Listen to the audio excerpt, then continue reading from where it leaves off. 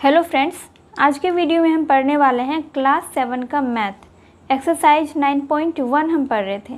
पिछले वीडियो में हमने इस एक्सरसाइज का बेसिक कॉन्सेप्ट पढ़ा था और क्वेश्चन नंबर 1 भी सॉल्व किया था। आज के वीडियो में हम क्वेश्चन नंबर 2 एंड 3 सॉल्व करेंगे। आपको पिछले वीडियो का लिंक इस वीडियो के नीचे डिस्क्रिप्शन बॉक्स में मिल जाएगा एंड सारे वीडियोस प्लेलिस्ट में अवेलेबल होते हैं, तो आप वहाँ जाकर भी देख सकते हैं। एंड क्लास 7 मैथ का प्लेलिस्ट भी आपको इसी वीडियो के नीचे डिस्क्रिप्शन बॉक्स में मिल जाएगा, तो डिस्क्रिप्शन बॉक्स चेक करना मत भूलिएगा। चलिए स्टार्ट करते हैं क्वेश्चन नंबर 2 से। इसमें कह रहा है निम्नांकित व्यंजकों के पदों को पहचानिए। तो पिछले वीडियो में हमने ये समझा था कि व्यंजक, पद और गुणनखंड क्या होता है, और फिर इसमें कह रहा है कि उपयुक्त प्रश्न में दिए गए सभी व्यंजकों के पदों का गुणनखंड पेड़ आरेख विधि से प्राप्त करें। प्रत्येक स्थिति में ये भी बताइए कि व्यंजक का निर्माण कैसे किया गया है। पिछले वीडियो में हमने व्यंजक भी पढ़ा था, पद भी पढ़ा था, गुणनखंड भी पढ़ा था और पेड़ आरेख विधि को भी देखा था। वैसे पेड़ आरेख विधि आपको यहाँ पर भी देखने को मिलेगा, यहाँ पर भी दिया गया है। पिछले वीडियो में हमने इसको पढ़ा था, पेड़ आरेख विधि यहाँ पर भी दिया गया है। व्यंजक के पदों का गुणनखंड हम रोचक रूप में पेड़ आरेख विधि के द्वारा दिखा सकते हैं। तो व्यंजक इसको कहा जाता है, ये जो पूरा है ना, इसको व्यंजक कहा जाता है और इसको पद कहा जाता है। मतलब छोटे छोटे पदों को जोड़कर व्यंजकों का निर्माण किया जाता है। ठीक है, यहाँ पर दिया गया, पढ़ सकते हैं।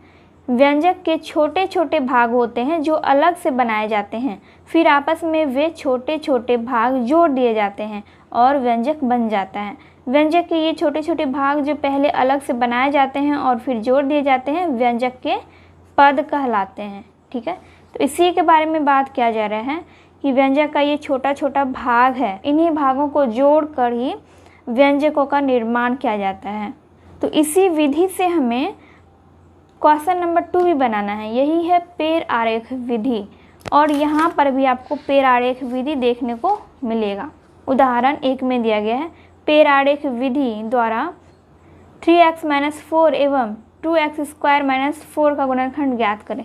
तो देखिए 3x - 4 का यहाँ पे गुणनखंड ज्ञात किया गया है पेड़ आरेख विधि के द्वारा। तो ये एक व्यंजक है, क्वेश्चन में भी वैसे ही एक व्यंजक दिया गया है, अलग अलग तरह का व्यंजक है लेकिन व्यंजक दिया गया है। और फिर इसको यहाँ पे क्या किया गया है, पद लिखा गया है। इसमें 2 पद है, 1 और 2। पहला पद है 3x, दूसरा है -4। और इसका गुणनखंड कैसे लिखा गया, 3x का 3x, यानी कि 3 को x से गुना करेंगे तभी 3x होगा। और -4 का नहीं लिखा गया क्योंकि -4 को किसी भी लेटर या किसी भी अंक से गुना नहीं किया गया है, तो इसलिए इसका कुछ भी नहीं लिखा गया है। तो वैसे यहाँ पर भी किया गया है। तो हमें भी क्वेश्चन नंबर 2 वैसे ही सॉल्व करना है पेड़ आरेख विधि के द्वारा। तो चलिए बनाते हैं। क्वेश्चन नंबर 2 में है x² + 2x + 1।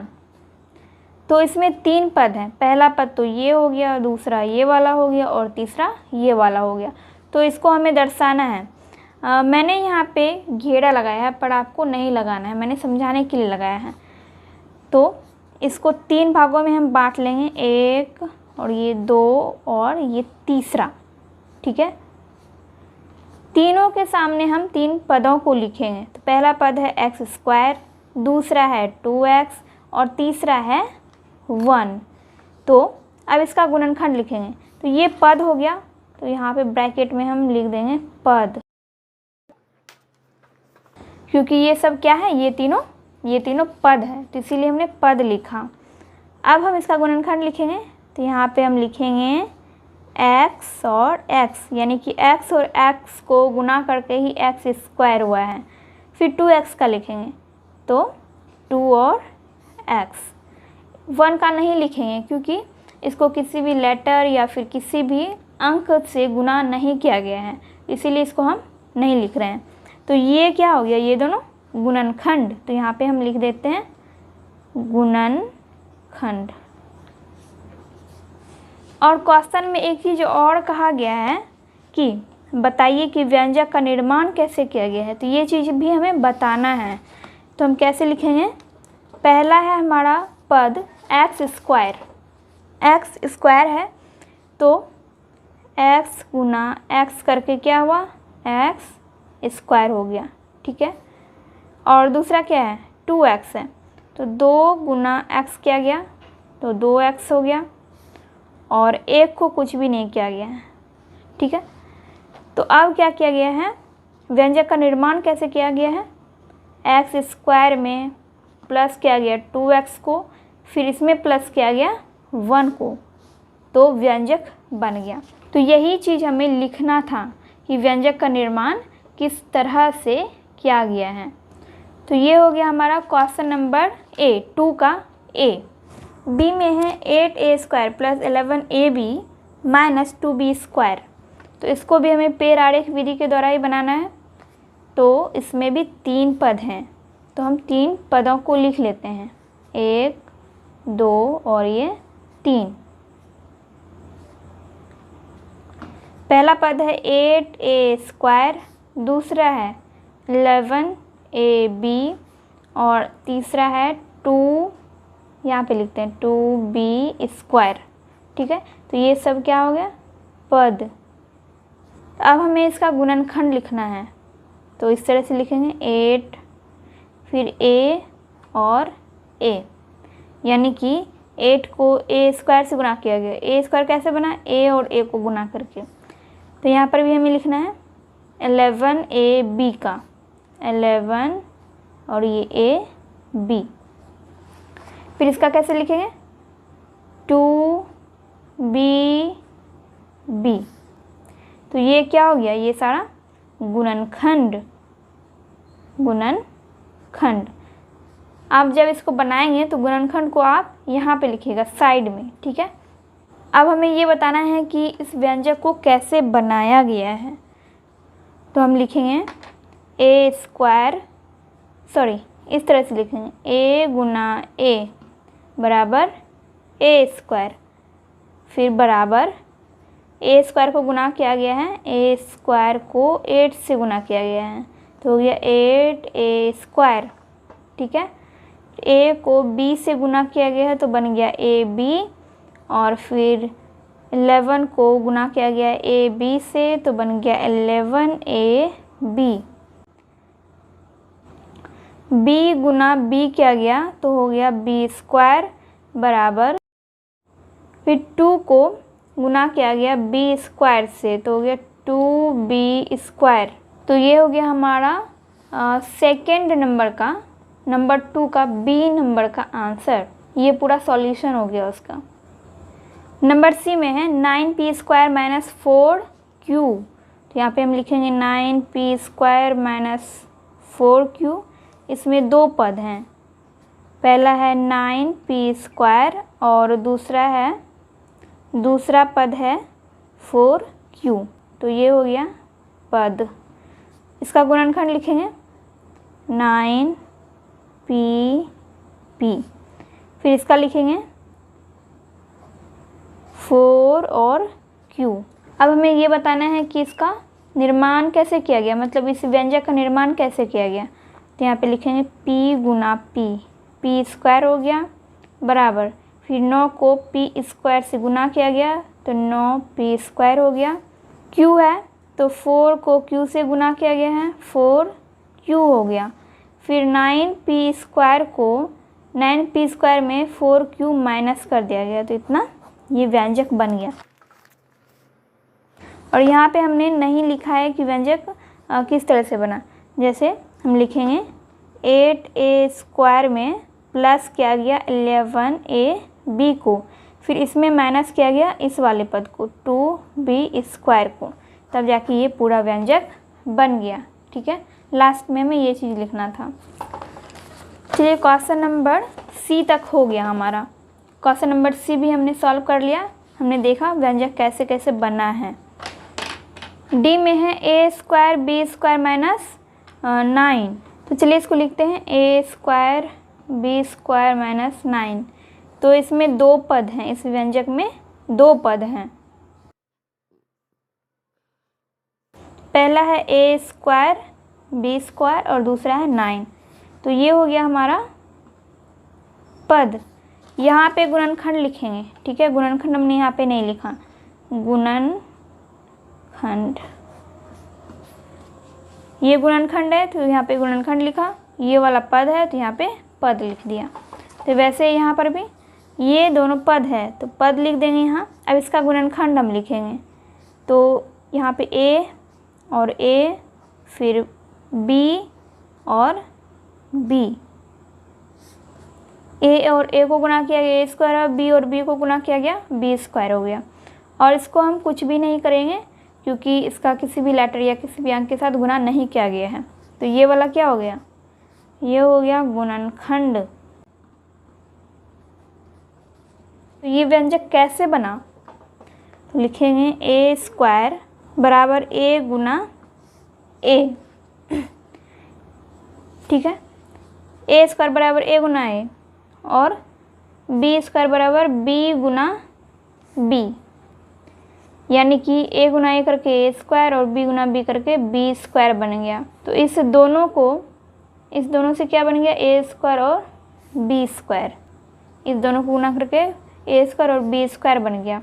फिर a स्क्वायर और b स्क्वायर में से माइनस कर दिया गया 9 को, ठीक है। तो ये पूरा व्यंजक बन गया। तो ये हुआ हमारा क्वेश्चन नंबर डी का आंसर।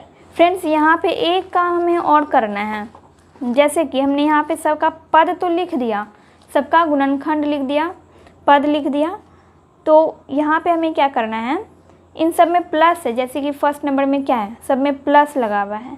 तो प्लस वाले में अगर हम प्लस नहीं भी देंगे तो चलेगा, लेकिन जहाँ पे माइनस है, जैसे कि यहाँ पे है -2b स्क्वायर, तो माइनस वाले में हम क्या करेंगे, माइनस लगा देंगे, ठीक है।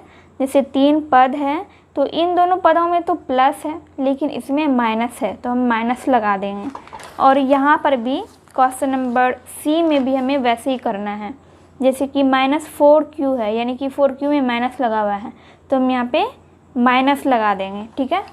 फिर डी नंबर में -9 है तो यहाँ पे हम माइनस दे देंगे। और हमें यहाँ पर भी माइनस दे देना है, ठीक है।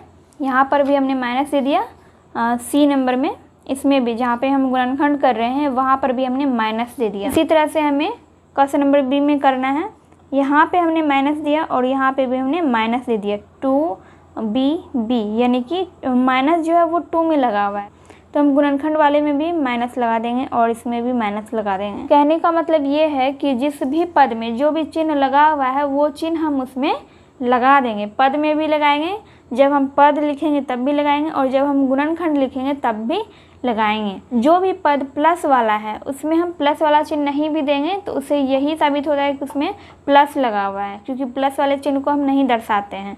तो यहाँ पे कोई भी चिन्ह नहीं लगा हुआ है इन दोनों में, मतलब ये दोनों प्लस में हैं, लेकिन जो माइनस में है उसमें हमें माइनस लगाना है, ठीक है। चलिए नेक्स्ट क्वेश्चन बनाते हैं। यहाँ पर है 8ab - 3b, 8ab - 3b।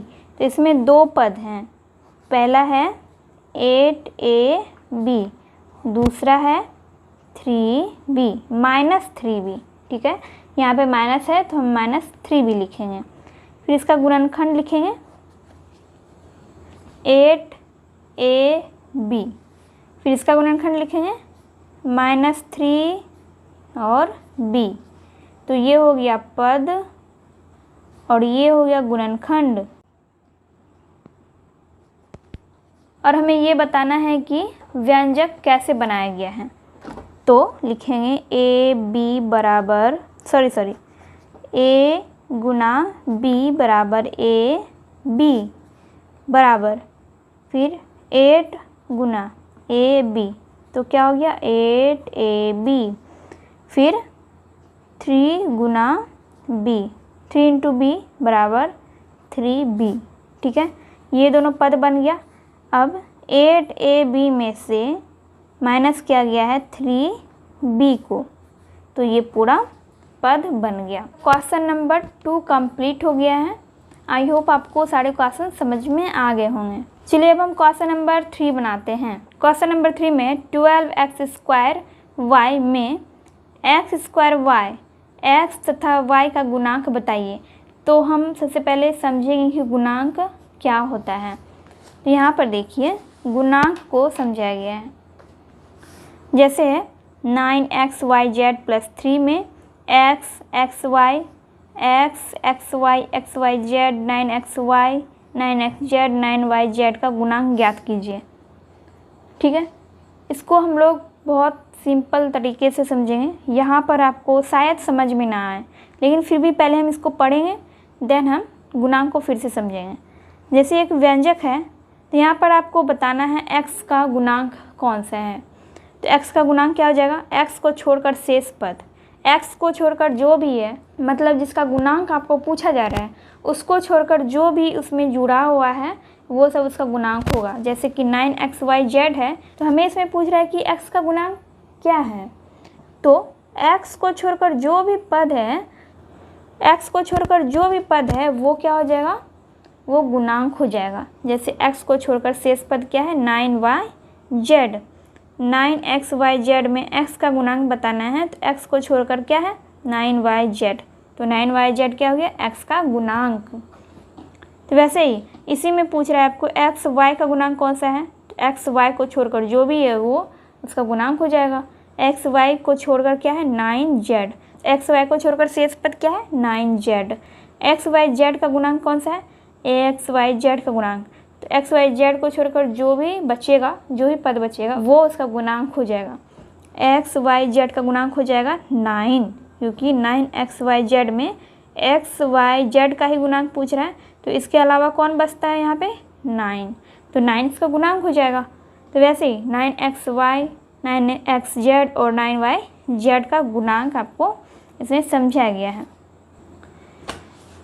जैसे कि मान लीजिए हमने आपसे बोला 8xy, ठीक है, 8xy, इस तरह से हम लिखते हैं 8xy। तो हम आपसे पूछेंगे कि x का गुणांक बताइए, x का गुणांक।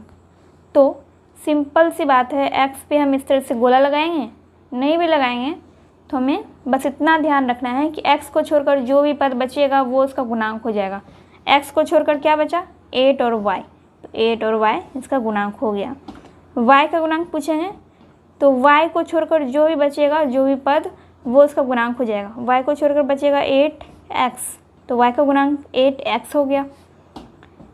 8 का गुणांक आपसे पूछ लिया, तो आप क्या बताएंगे, x और y, क्योंकि 8 के अलावा सिर्फ x y ही बचेगा, 8 का गुणांक x y हो गया।